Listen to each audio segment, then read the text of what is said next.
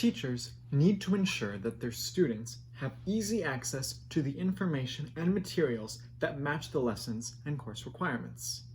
As a result, teachers should follow what Roblyer and Hughes describe on page 226 of their 2019 book, Integrating Educational Technology into Teaching, as, quote, open education resources. According to Roblyer and Hughes, these are, quote, education materials in the public domain or aligned with copyright provisions that allow for the 5 R's: retaining a copy, reusing in multiple ways, revising or modifying a resource, remixing or combining multiple resources, and redistributing or sharing again with others.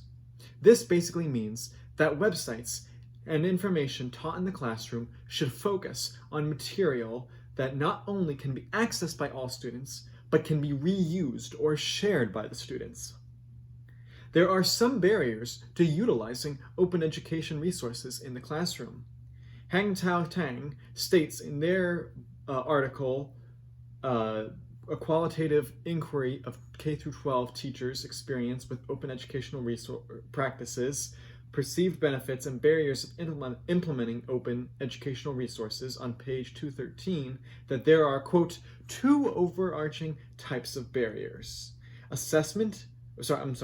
First order and second order barriers, lack of resources, institutional barriers, assessment, and subject culture are the first order barriers, and teachers' insufficient knowledge and skills, as well as their attitudes and beliefs towards technology, are categorized as the second order barriers.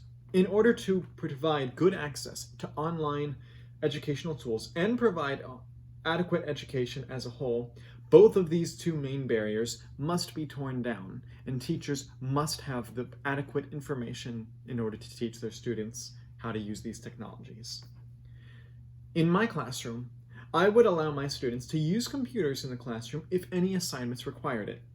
If a student does not have a computer that they can bring with them to the classroom, I would allow them to utilize their phone on the strict understanding that they must stay focused on their research.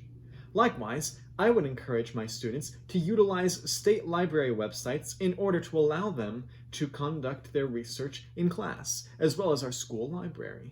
I would ensure that any specific student in my class doesn't have any access to the research or internet at home, which is increasingly rare, by the way, in today's society, and particularly at Christian schools, which students tend to be from an economic background that allows for it. I would work with the student, their parents, and the school administrators to find a workaround. In order to provide assistive technologies, I would integrate solutions such as no-tech solutions, low-tech solutions, and high-tech solutions to help students with special needs participate.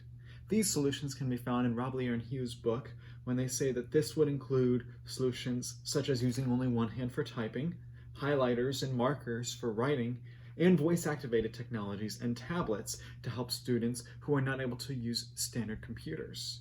All of these would help any student who is missing out on any lessons be able to participate in the way that the other students do.